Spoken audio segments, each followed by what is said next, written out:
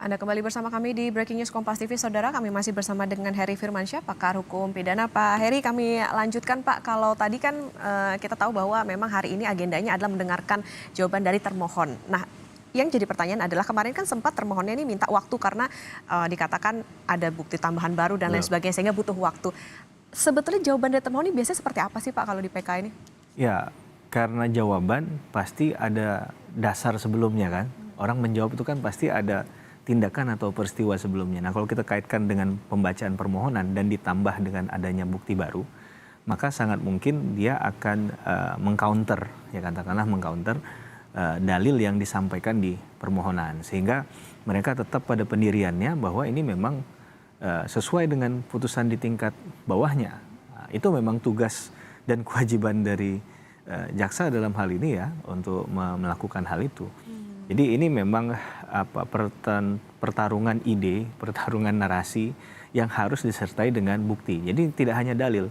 Dalam hukum 1000 dalil itu dengan satu fakta hukum itu bisa kalah begitu. Jadi bukan hanya dalil yang disampaikan seperti pernyataan misalnya seorang saksi yang dihadirkan di podcast di mana itu enggak mungkin untuk membuka pintu masuk awal perkara ya, tapi langsung dinilai sebagai kekuatan pembuktian sempurna itu hal lain. Nah, ini yang harus kita pelajari dari hukum. Bukan berarti masyarakat nggak boleh untuk berbicara ya. Nah, tapi ketika kita bicara dalam konteks pengadilan, nah, ini yang harus disampaikan di muka pengadilan.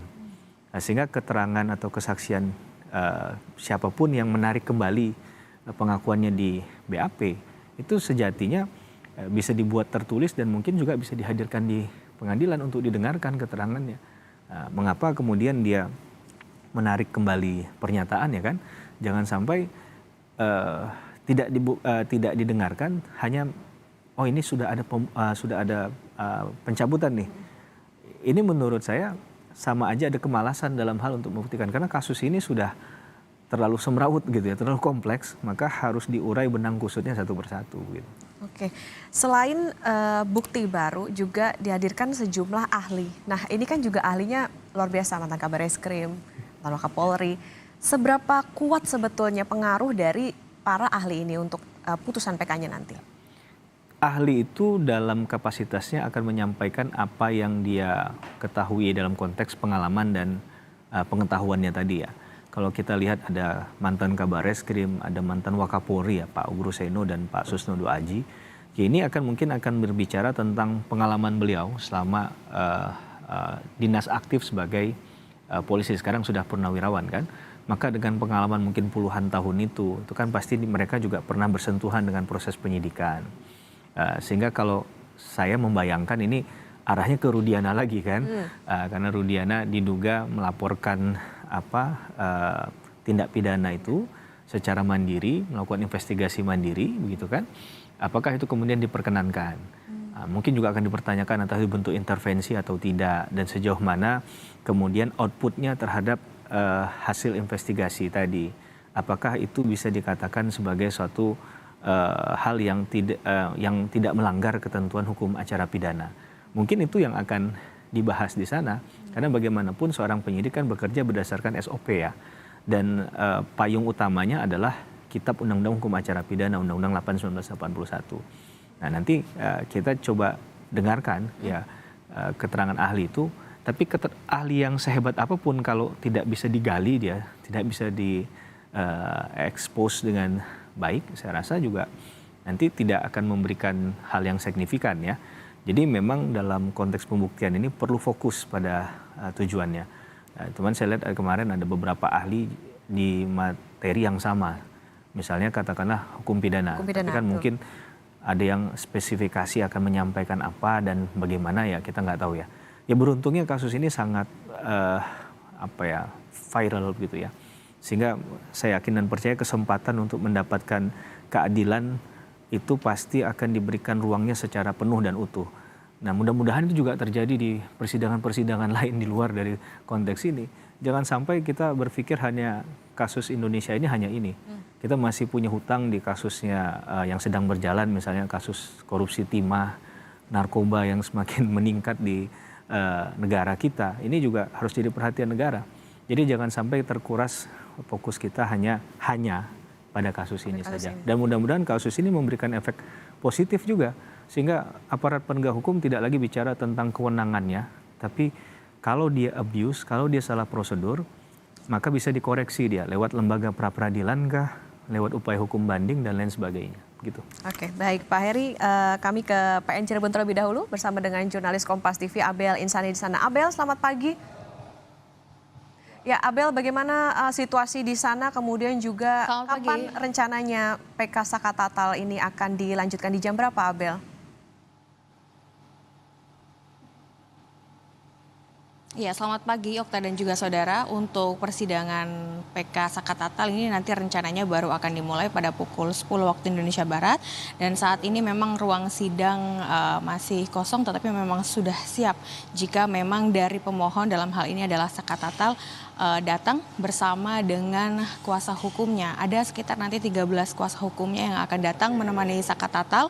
Tetapi memang untuk agenda hari ini merupakan sidang lanjutan, di mana nanti agendanya kita akan mendengarkan kontra memori PK yang akan disampaikan oleh Jaksa Penuntut Umum atas novum atau apa yang kemarin sudah disampaikan oleh kuasa hukum dari Saka Tatal. Kemarin sudah ada 13 novum dan 4 novum diantaranya ini merupakan 4 novum tambahan yang dibacakan oleh kuasa hukum dari Saka Tatal. Di antaranya ini merupakan bukti-bukti baru yang memang belum pernah diungkap sebelumnya. Salah satunya adalah terkait dengan foto dari Eki dan juga Vina, di mana di dalam foto tersebut atau di dalam barang bukti tersebut ini tidak ada menunjukkan adanya luka akibat tusukan seperti yang dituduhkan atau seperti keputusan hakim pada tahun 2016.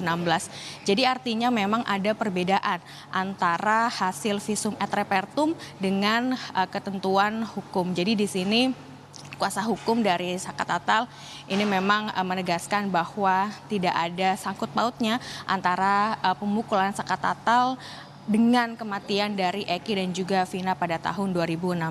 Memang untuk Saka Tatal sendiri ini memang sudah diberikan bebas murni begitu ya.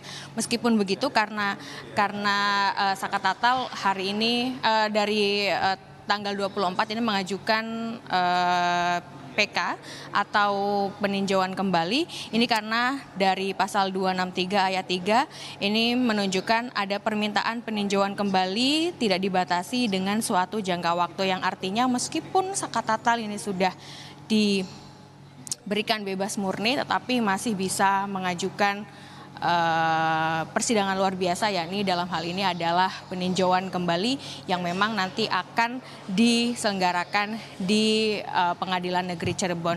Selain nanti kita akan mendengarkan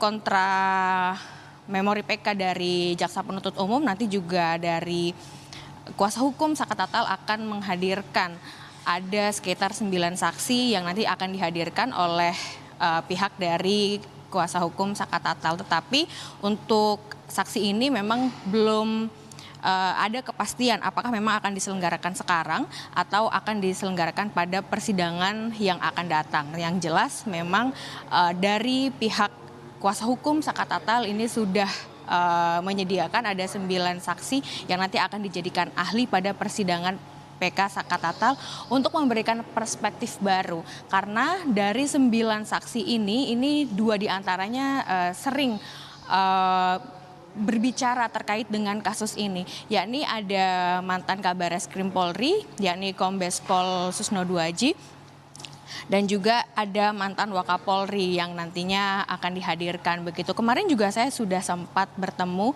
dengan salah satu saksi lainnya, saksi ahli lainnya yang mungkin nanti akan dihadirkan, yakni ada ahli forensik yang kemarin juga sudah datang ke Cirebon menemui salah satu saksi kunci dari kematian Eki dan juga Vina. Tetapi memang ini belum ada kepastian apakah saksi ahli yang dihadirkan atau disediakan oleh pihak dari Saka Tatal ini akan dihadirkan pada persidangan pada hari ini. Nah, mundur ke belakang, Okta dan juga saudara, memang untuk Saka Tatal ini merupakan salah satu orang dari 8 orang yang ditangkap oleh polisi dan ditersangkakan atas kasus pembunuhan Vina dan juga Eki begitu ya. Dan ada beberapa saksi begitu. Nah, saksi ini kemarin atau baru-baru ini muncul dengan kesaksian baru yang artinya mereka sempat bersaksi pada tahun 2016 tetapi mereka mencabut BAP-nya dan mengganti kesaksiannya dengan kesaksian baru. Nah, ini juga yang mungkin menjadi angin segar bagi pihak dari Saka Tatal karena ada saksi-saksi baru yang muncul yang bisa menguatkan sidang PK ataupun juga bisa membersihkan dari nama dari Saka Tatal itu sendiri. Karena untuk sidang PK ini tujuan dari Saka Tatal dan atau pihak Saka Tatal ini memang untuk membersihkan nama Saka Tatal karena Saka Tatal merasa risih dengan predikat mantan narapidana yang saat ini melekat pada dirinya begitu. Nah, untuk dua saksi yang akan memberikan kesaksian baru dan sangat bersedia jika memang dibutuhkan untuk dihadirkan pada persidangan PK Saka Tatal ini merupakan salah satunya Liga Akbar. Nah, Liga Akbar ini merupakan salah satu kunci Okta dan juga saudara karena kemarin juga saya sempat berbincang langsung dengan Liga Akbar dan menyatakan bahwa pada tahun 2016 Liga Akbar ini dipaksa oleh polisi untuk mengakui atau menandatangani BAP di mana isinya ini tidak ada sama sekali terkait dengan apa yang dia lakukan. Artinya pada saat kematian dari Eki ataupun juga Vina, ini Liga Akbar tidak tahu menau terkait dengan kejar-kejaran. Nah, kejar-kejaran ini ada di BAP yang ditandatangani oleh Liga Akbar, tapi Liga Akbar menyatakan bahwa BAP tersebut ia tidak tahu skenarionya, ia tidak tahu isinya dan dia hanya diminta untuk menandatangani hal tersebut.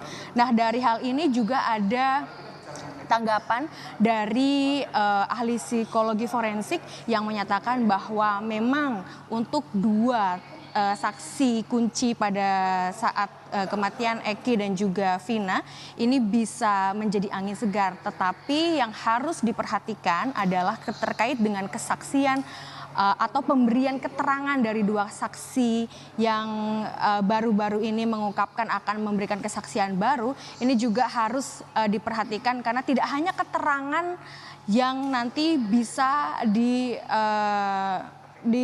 dalam persidangan begitu, tetapi selain keterangan juga harus ada barang bukti lainnya agar keterangan dari saksi-saksi ini lebih kuat di persidangan. Begitu Okta. Untuk saat ini kami masih menunggu karena nanti sekitar pukul 10 di Pengadilan Negeri Cirebon baru akan dimulai. Kembali ke Anda Okta. Ya baik, tentu kita nantikan seperti apa lanjutan sidang PK dari Saka Tatal nanti pukul 10 waktu Indonesia Barat dan kami akan terus mengupdate informasi dari Anda Abel Insani. Terima kasih jurnalis Kompas TV Abel Insani melaporkan dari Pengadilan Negeri Cirebon, Jawa Barat. Saudara, breaking news Kompas TV.